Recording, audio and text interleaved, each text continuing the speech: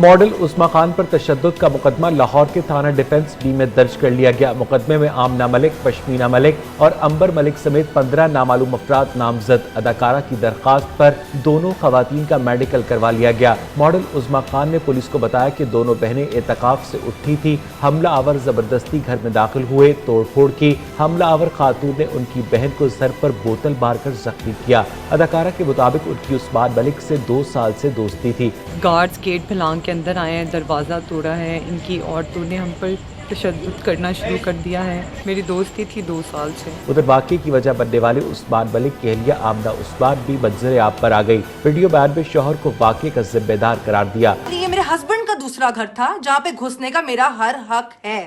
ये उन लड़कियों का घर नहीं था।